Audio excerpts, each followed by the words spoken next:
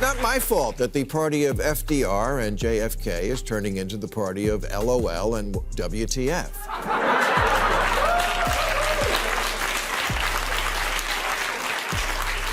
Members of Congress tweeting things like cancel rent, cancel mortgage, and no more policing or incarceration, declaring that capitalism is slavery, canceling Lincoln and Dr. Seuss, teaching children they're oppressors and math is racist, making Mr. Potato Head gender neutral. But Democrats have become a parody of themselves, just making rules to make rules because it makes you feel like you're a better person, making sure that everything bad never happens again, which you can never fully do. It just makes everyone else's life. The left is furious and Bill Maher could not care less. In one brutal moment on live TV, he made it crystal clear he believes today's Democrats have lost touch with reality, everyday voters, and even their own roots. This was not a mild criticism, this was a full-blown takedown. Bill Maher says the party did not just move left, it drifted into pure political theater, and honestly that is why this moment is hitting such a nerve. If you want sharp political commentary with no sugarcoating, hit subscribe. Drop a like and let us get into it. It is not me who has changed. It's not me who's changed. It's the left, who is now made up of a small contingent who've gone mental and a large contingent who refuse to call them out for it. But I will. That's why I'm a hero at Fox these days.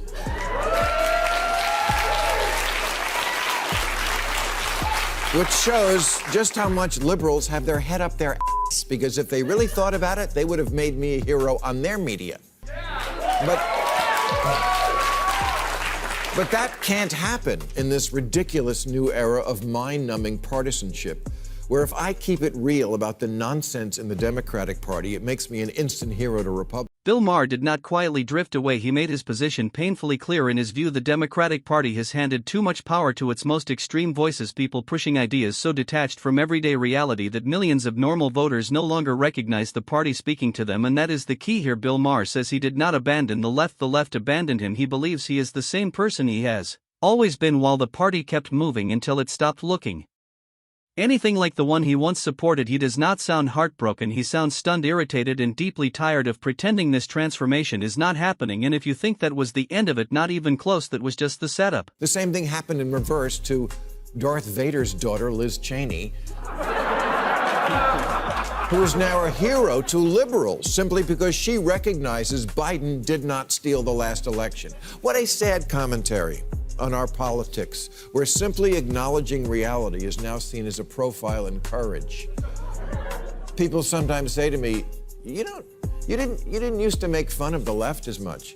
Yeah, because they didn't give me so much to work. Now Bill Maher's critics on the left have made their frustration known. Some say he goes too hard at his own side, some say he keeps feeding the other camp. But when Bill Maher says progressives are angry that he roasts them more than the right, that reaction is very real. Patton Oswalt has openly challenged Bill Maher's framing of the left, pushing back when Bill Maher claimed liberals had abandoned science. Whoopi Goldberg has publicly clashed with Bill Maher, even rebuking him on The View over what she called his flippant COVID remarks. What his critics do not want to admit is much simpler. Comedy goes where the absurdity is. A comedian does not invent the target creates itself. And in Bill Maher's view, the modern left has become an endless supply of material, stranger rhetoric, shakier logic, louder outrage, and more positions that collapse the second ordinary people hear them out loud. He is not mocking them out of loyalty to the right, he is mocking them because they keep making themselves impossible not to mock. The oath of office I took was to comedy. And if you do goofy shit, wherever you are on the spectrum, I'm going to make fun of you because that's where the gold is. And the fact that they are laughing at it should tell you something. It rings true.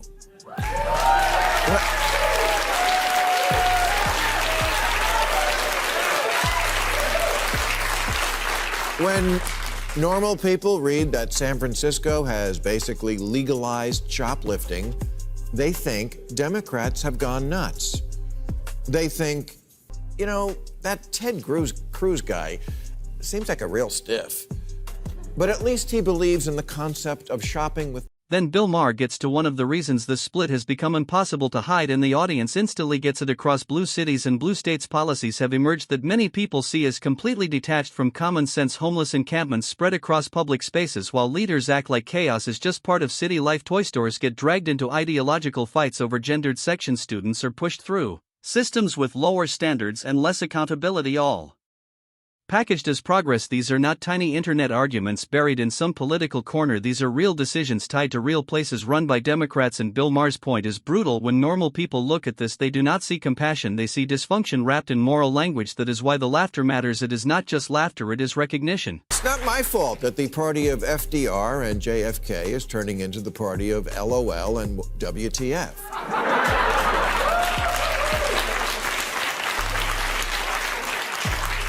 Members of Congress tweeting things like cancel rent, cancel mortgage, and no more policing or incarceration, declaring that capitalism is slavery, canceling Lincoln and Dr. Seuss, teaching children they're oppressors and math is racist, making Mr. Potato Head gender neutral. But Bill Maher keeps going and the list only gets more damaging. Cancel rent, cancel mortgage debt, no more policing, no more incarceration. Capitalism is slavery. Abraham Lincoln gets questioned. Dr. Seuss gets dragged into the culture war. Kids are taught that oppression is their inheritance, and even math gets branded as racist. Then comes Mr. Potato Head, turned from a toy into a political symbol. Read that list slowly and it sounds like parody. The problem is it is not parody. These are real slogans, real talking points, real moments, and real signals coming from the modern left. And beneath Bill Maher's sarcasm, there is something more serious driving the whole thing: disbelief. He sounds like someone watching a political movement abandon practicality for performance and then demand applause for the switch.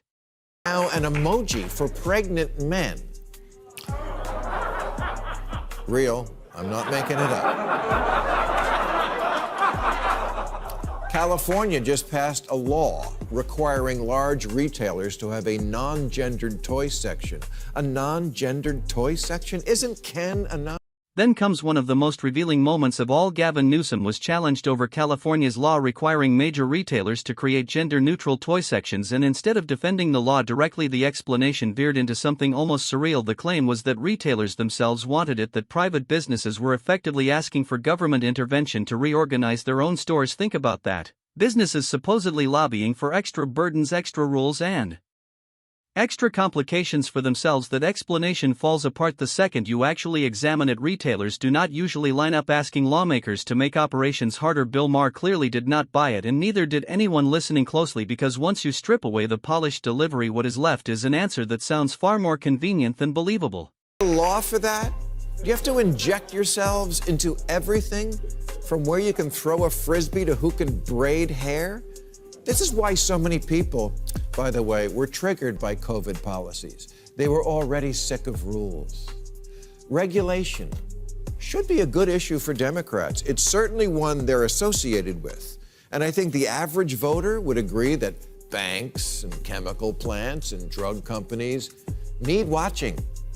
Telling a company, you can't dump the waste from your hog farm straight into the water supply. We're mostly all for that.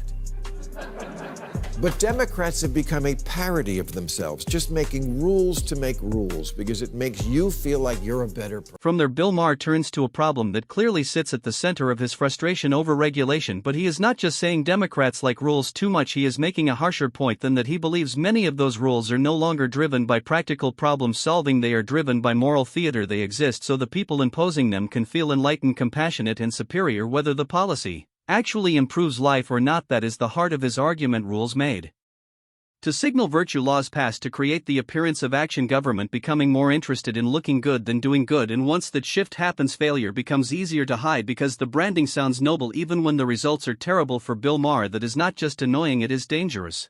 Sure that everything bad never happens again, which you can never fully do. It just makes everyone else's life a drag. The Biden infrastructure bill has a provision that requires all new cars to install an alert system that goes off when you leave a baby in the back seat, which is something done only by crackheads and people who sadly, yes, do it on purpose. And after every one of us winds up bearing the cost for cars to install this alarm, you know who's going to ignore it?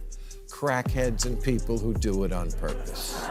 And honestly, that criticism lands because overregulation almost never stops the people it is supposed to stop. People determined to behave recklessly, irresponsibly, or criminally do not suddenly become responsible because another law was added to the books. The people who actually end up living under the weight of all those new rules are the ones already trying to do the right thing: the taxpayers, the workers, the drivers, the ordinary people just trying to get through life without another layer of Friction vehicle ownership is a perfect example. More forms, more compliance, more requirements, more hassle. Meanwhile, the reckless and the uninsured often ignore the whole structure anyway. That is the trap. Good intentions are announced, bad execution follows, and the innocent absorb the burden while the worst offenders keep moving untouched.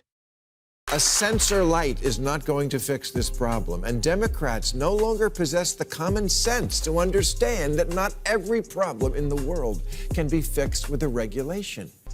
But don't tell that to the advocacy groups who also want every future car in America to only start when the driver blows into a breathalyzer. Oh, great, my other car is a Karen.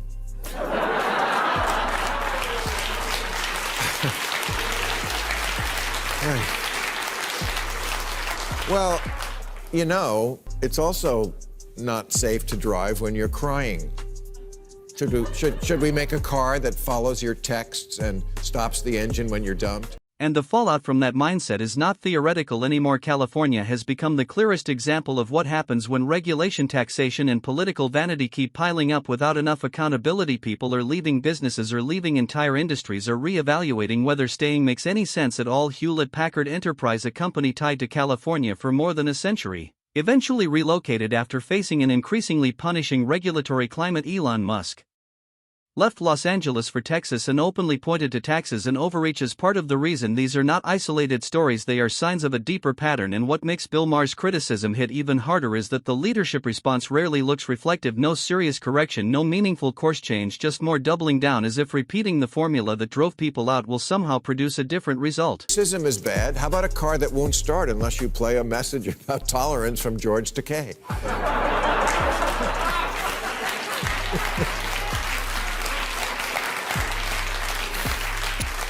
Regular viewers of this program may recall my long battle to get solar power hooked up at my house.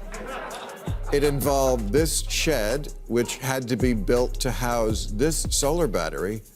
Yes, that battery needed a house to live in.